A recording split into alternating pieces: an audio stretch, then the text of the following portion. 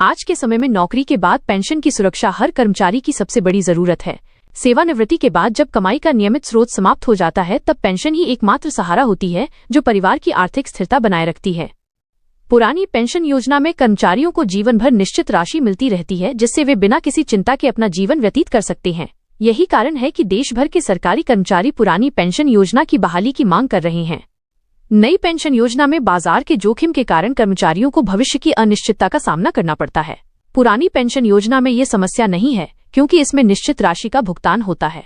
इसके अलावा पुरानी योजना में पारिवारिक पेंशन की भी व्यवस्था है जिससे कर्मचारी की मृत्यु के बाद उसके परिवार को आर्थिक सहायता मिलती रहती है। यह सुरक्षा किसी भी कर्मचारी के लिए अमूल्य है। उत्तर प्रदेश कैबिनेट का महत्वपूर्ण निर्णय। उत्तर प्रदेश की राज्य कैबिनेट ने मंगलवार को आयोजित अपनी बैठक में एक अत्यंत महत्वपूर्ण प्रस्ताव को मंजूरी दी है। इस निर्णय के तहत नियुक्त प्राधिकारी को आदेश जारी करने की नई समय सीमा 30 नवंबर 2025 निर्धारित की गई है। साथ ही राष्ट्रीय पेंशन योजना के खाते बंद करने की अंतिम तिथि को बढ़ाकर 28 फरवरी 2026 कर दिया गया है। ये निर्णय उन हजारों कर्मचारियों के लिए राहत की खबर है जो लंबे समय से पुरानी पेंशन योजना का लाभ पाने की प्रतीक्षा में थे। इस फैसले का सबसे बड़ा लाभ उन कर्मचारियों को होगा जिनकी नियुक्ति पुराने विज्ञापनों के आधार पर हुई थी। पहले ये कर्मचारी राष्ट्रीय पेंशन योजना के तहत आते थे जिसमें बाजार जोखिम और अनिश्चितता थी। अब उन्हें पुरानी पेंशन योजना का विकल्प चुनने का अवसर मिल गया है जो उनकी वित्तीय सुरक्षा के लिए बेहद महत्वपूर्ण है। ये निर्णय कर्मचारियों की लंबे समय से चली आ रही मांग को पूरा करने की दिशा में एक सकारात्मक कदम है।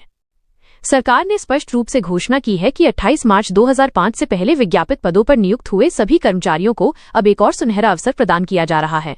ये पात्र कर्मचारी 30 सितंबर 2025 तक पुरानी पेंशन योजना का विकल्प चुन सकते हैं। पहले ये समय सीमा 31 अक्टूबर 2024 तक निर्धारित थी, लेकिन कई कर्मचारी विभिन्न कारणों से इस प्रक्रिया को पूरा नहीं कर पाए थे। इसीलिए सरकार ने मानवीय दृष्टिकोण अपनाते हुए समय सीमा को बढ़ाने का निर्णय लिया है। ये विस्तार विशेष रूप से उन कर्मचारियों के लिए फायदेमंद है जो किसी कारणवश पहले आवेदन नहीं कर पाए थे। कई कर्मचारी जानकारी के अभाव में या तकनीकी समस्याओं के कारण इस योजना का लाभ नहीं उठा पाए थे। अब उन्हें फिर से मौका मिल गया है। इस अवधि में कर्मचारी अपने विकल्प का चयन करके अपने भविष्य को सुरक्षित बना सकते हैं और आर्थिक स्थिरता प्राप्त कर सकते हैं। कर्मचारी संगठनों की लंबी लड़ाई का फल। यह निर्णय केवल एक प्रशासनिक बदलाव नहीं है बल्कि हजारों कर्मचारी परिवारों के भविष्य से जुड़ा हुआ एक भावनात्मक मुद्दा है।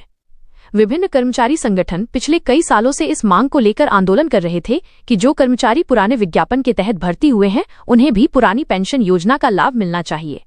इन संगठनों का तर्क था कि नई पेंशन योजना लागू होने से पहले जिन पदों के लिए विज्ञापन निकले थे उन पर नियुक्त कर्मचारियों को पुरानी योजना का हकदार माना जाना चाहिए। कर्मचारी संगठनों की इस न्यायसंगत मांग को अब सरकार ने स्वीकार कर लिया है। ये फैसला दिखाता है कि सरकार अपने कर्मचारियों की भावनाओं और जरूरतों को समझती है। इस निर्णय से न केवल कर्मचारियों को राहत मिली है बल्कि उनका सरकार पर विश्वास भी बढ़ा है। ये एक ऐसा कदम है जो कर्मचारी कल्याण की दिशा में सरकार की प्रतिबद्धता को दर्शाता है और भविष्य में बेहतर कार्य माहौल का निर्माण करता है। वित्तीय सुरक्षा और पारिवारिक स्थिरता। पुरानी पेंशन योजना का सबसे बड़ा फायदा यह है कि इसमें निश्चित पेंशन की गारंटी होती है।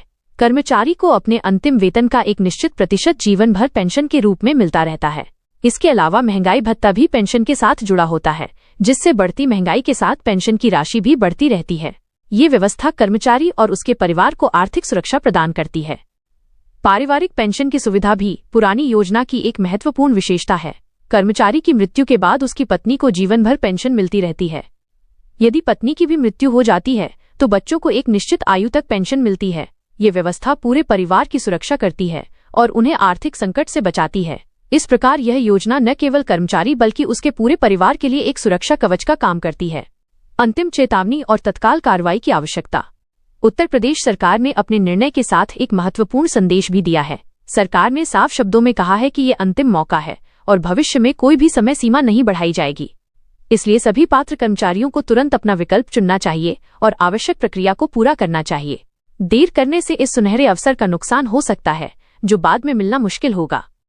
सरकार ने यह भी आश्वासन दिया है कि पूरी प्रक्रिया को सरल और पारदर्शी रखा जाएगा ताकि किसी भी कर्मचारी को कोई परेशानी न हो। विभागीय अधिकारियों को निर्देश दिए गए हैं कि वे कर्मचारियों की हर संभव सहायता करें और प्रक्रिया में आने वाली किसी भी बाधा को तुरंत दूर करें। कर्मचारियों को सलाह दी जाती है कि वे अपने विभागीय कार्यालय से संपर्क करके सभी आवश्यक जानकारी प्राप्त करें और बिना विलंब के अपना आवेदन जमा करें। भविष्य की योजना और तैयारी।